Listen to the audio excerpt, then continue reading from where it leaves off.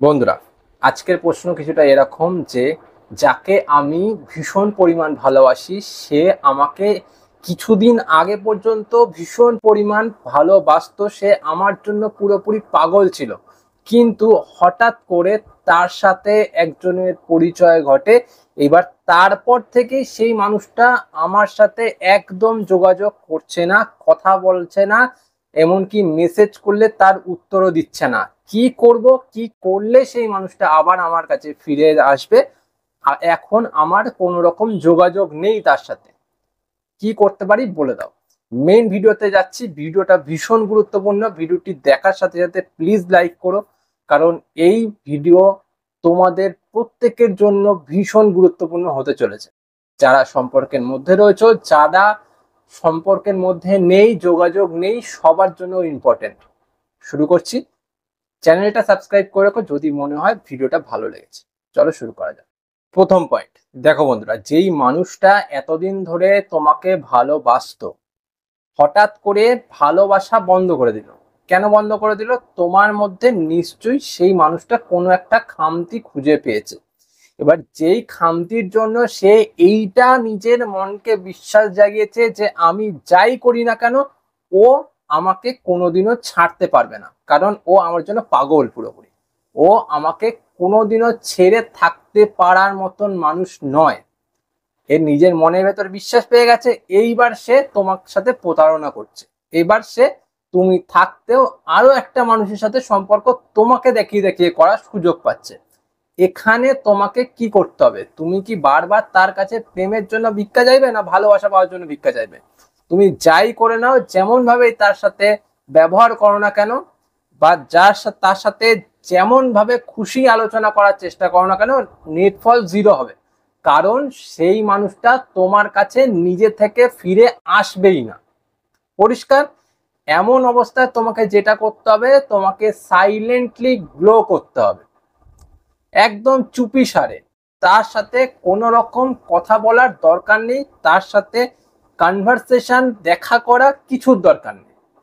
এমন অবস্থাতে সেই মানুষটা নিজেকে সেফ মনে করবে, ভাববে যে ও আমার লাইফ থেকে গেছে, ভালো হয়েছে। এবার তুমি সাইলেন্টলি নিজেকে এগিয়ে নিয়ে যাচ্ছ। তোমার যে খামতিগুলো আছে, নিজের যে সমস্যাগুলো আছে, যার জন্য সম্ভবত সেই মানুষটা ছেড়ে দিয়ে চলে গেছে, সেই জায়গাগুলোকে নিজেকে ঠিক করতে হবে। ঠিক করে তার সামনে এমন ভাবে প্রেজেন্ট করাতে হবে যাতে সেই মানুষটা হকচকিয়ে যায়, যাতে সেই মানুষটার মনে হয় যে আমি হয়তো ভুল করে ফেললাম, আমি হয়তো ওই মানুষটাকে ছেড়ে দিয়ে এমন একটা মানুষের কাছে এসেছি যার কাছে হয়তো কিছু নেই, আমি আসল মানুষটাকে হারিয়ে ফেলেছি। যতক্ষণ না সে ওটা বুঝতে পারছে, সে ওটা ফিল করতে পারছে, সে কিন্তু তোমার কাছে ফিরবে না। এটা হচ্ছে মেন ব্যাপার। সেকেন্ড পয়েন্ট, যখন প্রিয়জন আমাদের থেকে দূরে চলে যায় তখন আমরা সব থেকে ভুল এখানেই করি যে আমরা সেই মানুষটিকে এটা দেখানোর চেষ্টা করি, দেখো তুমি আমার থেকে দূরে চলে গেছো, তুমি আমার থেকে সম্পর্ক বন্ধ করে রেখেছো, এমন অবস্থায় আমি একদম ভালো নেই, আমার খুব কষ্ট হচ্ছে, খুব দুঃখ হচ্ছে, খুব বেদনা হচ্ছে, আমি তোমাকে যারা থাকতে পারছি। এবার যেই মানুষটা দেখছো তোমাকে দূরে করে দিয়ে চলে গেছে, অন্য একটা মানুষের সাথে হ্যাপি রয়েছে, সে কি তোমার দুঃখ দেখে কিছু বুঝবে, কিছু ফিল করবে? তোমার এটা মনে হয়? একদম না।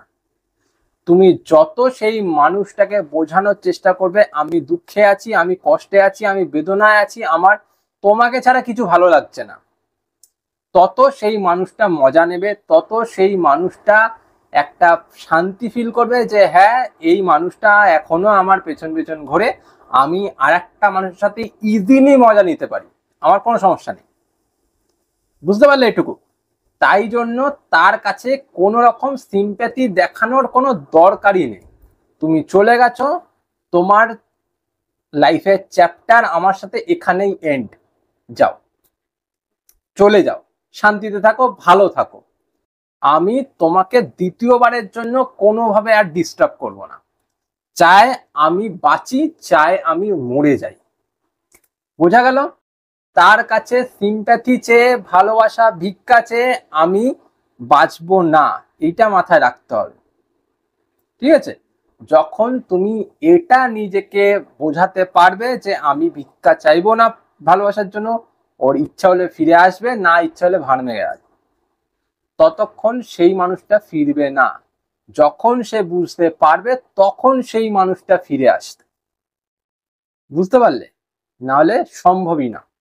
থার্ড পয়েন্ট এটাই যে হঠাৎ করেই তোমাকে এমন কিছু করতে হবে যাতে তার পুরনো স্মৃতি, পুরনো ইচ্ছা, পুরনো আকাঙ্ক্ষাগুলো ট্রিগার্ড হয়ে যায়।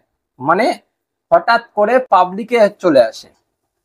মানে আমি এটাই বোঝাতে চাইছি, তার ছোট ছোট কোনো ইচ্ছা, আকাঙ্ক্ষা, অনুভূতি, ভালোবাসার জায়গা, তার কিছু করার জায়গা বা তার কিছু পছন্দের জায়গাকে তোমাকে ট্রিগার করে তুলে ধরতে হবে এমন ভাবে যাতে সেটা জানাজানি না হয়ে যায়।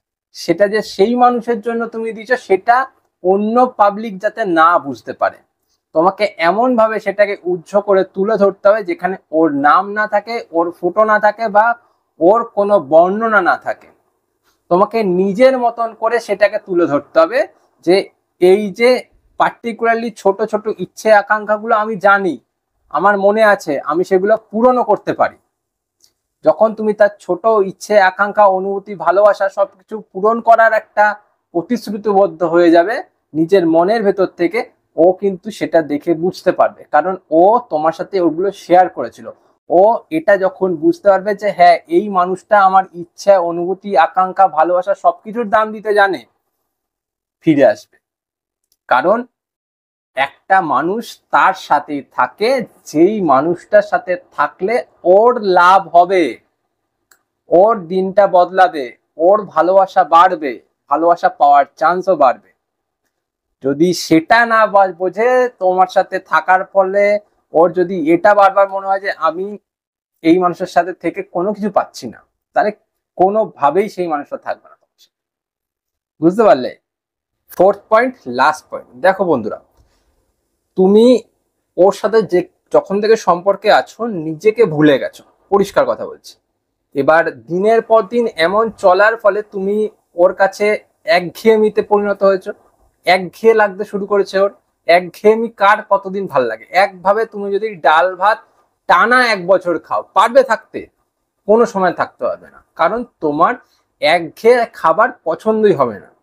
নানান দিন নানান রকম খাবার ঠিক আছে মেনে নেওয়া যায়, কিন্তু একঘেয়ে খাবার তুমি পারবে থাকতে? পারবে না। ঠিক তেমনটাই সম্পর্কের ক্ষেত্রেও, রোজ খাইছো, ঘুমাইছো, কেমন আছো, ভালো আছো, এই চলছে, এই একটু আমার বাবুটা, এই আমার সোনাটা, এই চলছে, তো এইটার জন্য কিন্তু সেই মানুষটা একটু অন্যদিকে মুখের স্বাদ চেঞ্জ করতে গেছে, পরিষ্কার কথা। এইবার তুমি যদি এই সময়টাতে ওই আগের তুমিটাই থাকো, যে সোনাটা, বাবুটা, মোনাটা, চোনাটা করতে থাকো, কিচ্ছু তো লাভ হবে না, কারণ ও ওই জিনিসটাতে আর ভুলবে না, ওর ওটা আর পোষাচ্ছে না। তুমি নতুন ভাবে তোমাকে ঢেলে সাজাও, কারণ প্রত্যেক দিনের আপগ্রেডেশনটা দরকার। ওর জন্য ধরলাম নাই করলে, তুমি নিজের জন্য নিজেকে আপগ্রেড করো, কারণ ওর জায়গায় যেই মানুষটাই তোমার সাথে থাকবে না কেন সেই মানুষটাও চাইবে তোমার আপগ্রেডেশন। তুমি যদি সারাদিনে কিছুই না করো, তুমি একটা বোকা হাবা হও, তাহলে তোমার সাথে কে থাকতে চাইবে? কেউ থাকতে যাবে না। তুমি যদি নিজেকে পরিবর্তন না করতে পারো, বদলাতে না পারো, তোমার সাথে কেউ থাকবে? থাকবে না। নিজেকে প্রত্যেক দিন আপগ্রেড করো যাতে সেই মানুষটার তোমার প্রতি একটা আকাঙ্ক্ষা জন্মায়, জানার ইচ্ছা জন্মায় যে এটা কে, এই নতুন মানুষটা কে, এর কি ইচ্ছা আকাঙ্ক্ষা আছে, এর ভেতরে কি আছে আমার জানতে হবে। তখনই সেই মানুষটা তোমার প্রতি আকৃষ্ট হবে, নয়তো কোনোদিন হবে না। বোঝাতে পারলাম? তাই জন্য বলছি নিজেকে আগে চেঞ্জ করার চেষ্টা করো। এটাই তো সুযোগ। এখন তো কথা বলছে না, এখন তো দেখছেও না তোমাকে, এখনো বুঝছেও না তোমাকে, এখনই সময় তুমি চেঞ্জ করে ফেলো নিজেকে। যখনই নিজেকে চেঞ্জ করে নিজেকে এগিয়ে নিয়ে যাবে, তার সামনে প্রমাণ করে দেবে, সেই মানুষটা তোমাকে ছাড়া অন্য কিছু চিনবেই না, কারণ ওই মানুষটা চায় তুমি চেঞ্জ হও। বুঝতে পারলে? 4টে পয়েন্ট বললাম, লাস্টে একটাই কথা বলবো, ভালোবাসা কিন্তু জোর করে পাওয়া যায় না। তুমি যতই বলো আমি ভালোবাসা ভিক্ষা চেয়ে পেয়ে যাব, ওর কাছে কষ্ট দেখিয়ে পেয়ে যাব, বা জোর করে ওকে টেনে আনবো কোনো রকমের মানে দেখিয়ে যে তোমার এইটা ভাইরাল করে দেবো, ওইটা ভাইরাল করে দেবো, এরকম কোনোদিনও আসবে না। ভালোবাসা পেতে গেলে নিজের কিছু পরিবর্তনের দরকার। নিজেকে সামান্য পরিবর্তন করে নিজের গ্লোটাকে ফিরিয়ে আনো, তাহলেই সেই মানুষটা নতুন করে তোমাকে জানার ইচ্ছা হবে, নতুন করে পাওয়ার ইচ্ছা হবে, না তো কোনোদিন আসবে না। বুঝতে পারলে?